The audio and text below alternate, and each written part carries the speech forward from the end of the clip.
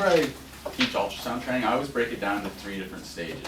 First, we need to position the patient and actually landmark them. Then we need to actually acquire the image, and then finally analyze that image. Fairly straightforward. The first thing we need to consider is actually the angle of the bed.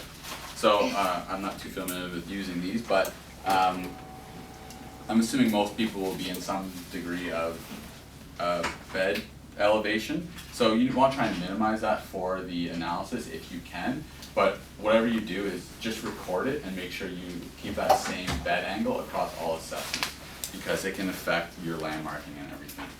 As well as where their hips are placed, because if someone's their hips are further down, it's going to have less of an impact on the angle relative to their hip flexion. So just try and sort of standardize that. Make a note if you notice that they are further down. So for the next thing you consider is the knee angle. So we want to have it fully extended and relaxed. If it is uncomfortable for them, you can place a small towel underneath, but try not to have it too flexed. So full extension is ideal, as well as nice and relaxed musculature. If they're cooperative and conscious, that is, you can ask them to try and relax.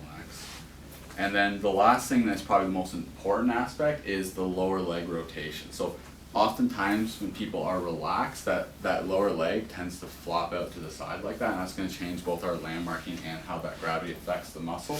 So we really want to try and bring that back into neutral rotation. So make sure the knee is facing straight up. I think I have a strap that I use. I don't know where it is actually, but you can also use like rolled up towels to assist that, in which you can sort of bring them into that position and put towels on either side of the leg to really try and maintain that position. My strap is in here.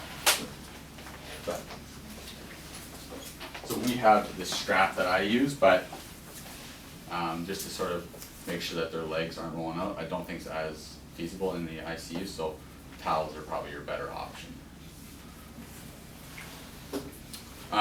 So that's basically patient positioning. We just basically want to standardize it to make sure they're always getting back to that same position. So there's 2 landmarks we're using, the patella and the anterior superior iliac spine. So for the patella, we want to mark the superior border, but really the superior border is pretty large, so we want to really mark the middle of the superior border. So when I'm palpating, I'll sort of just walk up the patella until it just crosses over that crest. You'll feel it fall down, and so we want to mark it on the skin. But make sure you're not pulling the skin as you mark it, because it's going to adjust where the landmark actually falls. So I tend to just walk up, and then I'll do a horizontal cross.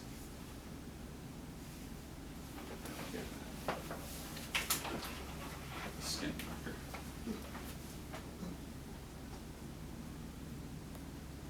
A horizontal cross, and then I also sort of pinch the lateral and medial aspects and just sort of eyeball the center. So now I have a specific point that I can always bring my tape measure back to, rather than this really broad horizontal line. For the anterior suprailiac spine, I tend to walk up from the inferior aspect, so I'm actually going to bring you down a little bit just so it's a little easier. And if you have visual access to it, you can also mark it with a pen. If not, you can just palpate it and place your tape measure there. So it's kind of hard to see. So basically I just walk up, and it's usually around like the waistband of most people's pants, but I guess they're be in a hospital gown. But you just sort of walk up until you can feel a bony protuberance. And so we'll place the beginning of the tape measure there. And I measure everything in centimeters, so make sure you really use that same side of the tape measure on both landmarks. So I'll put that exact point right where the anterior suprailiac spine is. And then oftentimes if there's clothing in the way, or if the tape measure gets bunched up, it'll change your measurement. So I always hold it tight here, pull it taut, and come nice and high, straight down onto that landmark. And again, you want to use the same side of the tape measure at that exact point. And so we'll have a distance here of 45.5 centimeters, and so we'll record that.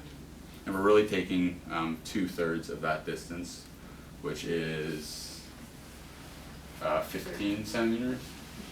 So we want to go from 15 centimeters up from the knee and mark it on the thigh. But make sure that you maintain this straight line, right? Because if you go 15 centimeters up to here, that's going to be a different landmark rather than if you go here. So we want to use that exact point, that straight line. Use your tape measure as a line to actually make your measurement. So you can roll up the shorts. And so we'll measure 15 centimeters from there to the anterior superior iliac spine. And so if you have someone to help you, you can have them mark it. It's much easier. But oftentimes if you're alone, I usually walk up the tape measure by just going one finger after the other. And then you can just kind of splay across the landmark that you need. And so then you use that as your horizontal line or your vertical line. And then you can make the exact measurement at the 15 centimeter landmark. So you'll have basically like a T or a cross at the exact point. And throughout this, their legs might tend to flop back out to the side. So just always be conscious of that, especially when you're going to take your image, that you can really bring them back into that neutral rotation. And use that exact same line, right? So you can go from the knee mark, and you can use that as your line, and you can just measure the 10 centimeters landmark. You might as well do it now if you think you'll have to use that landmark if they're a larger patient and you might not have the depth with your ultrasound to actually image the femur. So moving on to image acquisition, we have to actually set up our ultrasound now. So everyone has different ultrasounds. I think quite a few sites have the Sono site, but there might be some GE in there as well, or Mindray, I'm not sure. So these are all very different. So I'm not going to get too much into it, but if you need help setting it up, please contact me and we can go through, because there's various settings that you should really standardize on your ultrasound. Here they always set it to general, and then there's a lot of proprietary imaging software. You should just try and turn those all off, just so it's so they're more comparable to each other. And then we can set up the patient. For here, we'll just do patient 1111, and then also what's the collection date. So here would be baseline, for example. And I'll show you guys all this in the actual one-on-one training. And so now we know it's set up correctly because the patient ID is up here and it'll be saved on all the images. So next we really have to position ourselves. So really I suggest whatever's comfortable, but I have two suggestions. So I guess three. If you can be seated, it's easier to work with. So I'm trying to grab this chair actually.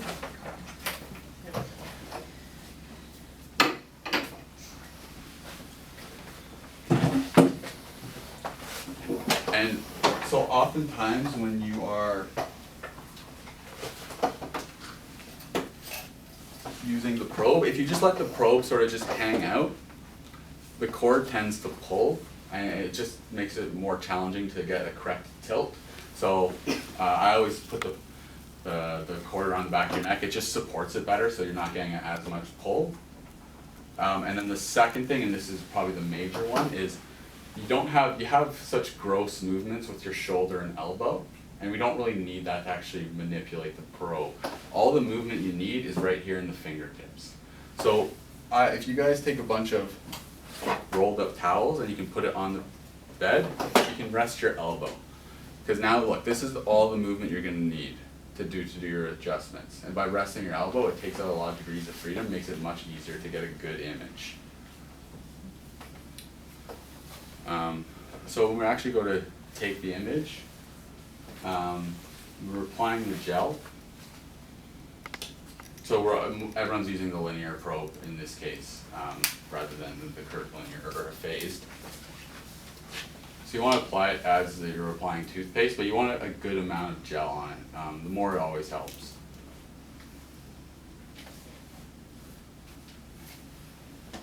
So that amount of gel would probably be adequate for an image.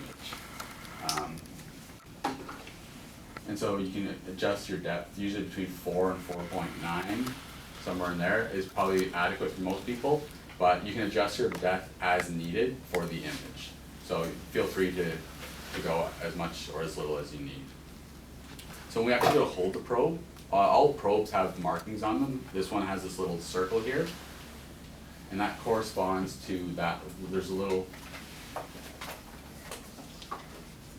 green dot, just so it gives you orientation for the probe. And just wherever you do, just make sure you're consistent in your own site or your own within the same patient. So personally, I always hold that little dot with my thumb, on the thumb side at least. And so we're actually going to take the image. We can rest our elbow. We want to take it in that transverse plane. It looks like this. So this is not a good setup right now. Normally I would have this ultrasound facing me right here, just for simplicity, but just so everyone can see, I'll sort of do this really awkward position. But basically, always have your other hand, your free hand, on the freeze button, because as soon as you get an image you're happy with, you don't want to be searching for that button, right? You want to freeze the image and you're good to go. So on this probe, it's nice, it has these little markings that give you the center of the probe. We want to place that down right on the center of the landmark. So right down here. And we just want to come down into very little compression as possible. So I need a little bit more depth here until I can see the femur. So I'll just freeze to kind of orient everyone quickly. So,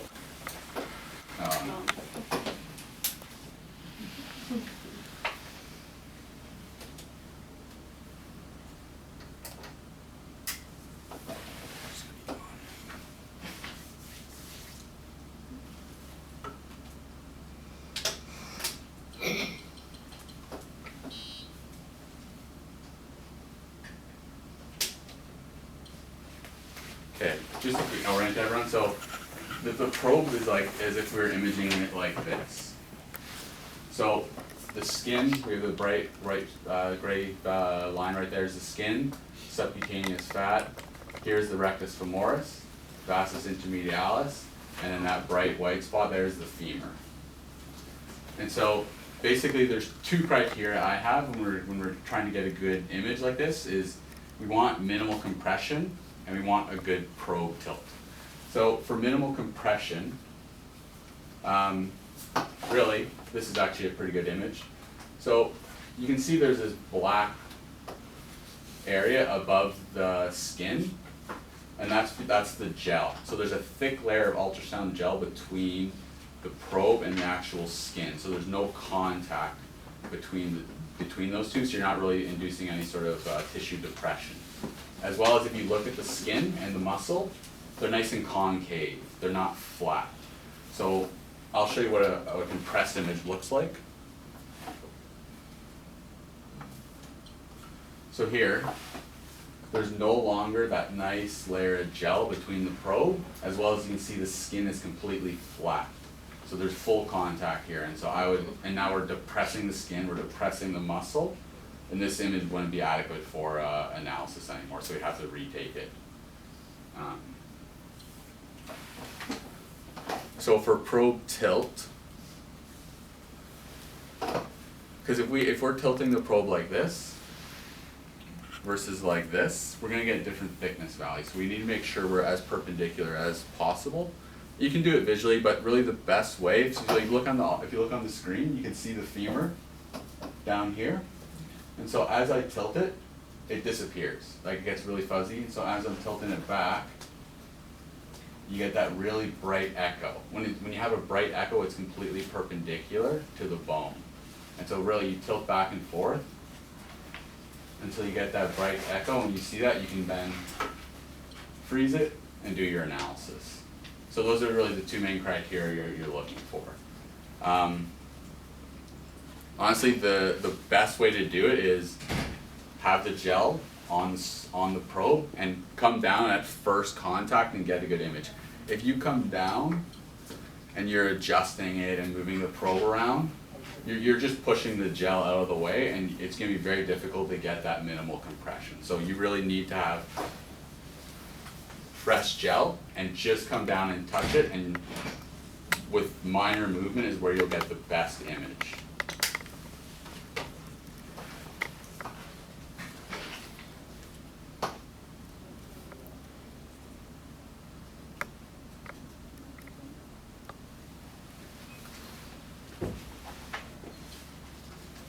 And this is really awkward, but if it's over here, it's much easier to sort of make sure you're in the center of the landmark, because oftentimes you might be drifting here. So make sure you're centered, check the image, confirm both, freeze it. And now for this one, we have a bright femur, and we have a nice layer of gel. The skin looks good, so that would be an adequate image for the thickness analysis. So we want to save an image blank right off the bat. Just so for some of the offline measurements like echo intensity, so quality measurements, and then we want to do the analysis and save it. And so we take 2 images at the 2/3 mark or the 10 centimeter that look like this, and you can do your your thickness analysis. Now for the actual analysis stage. So we have everything set up. So I'll just take a quick image and then we can kind of walk through the analysis.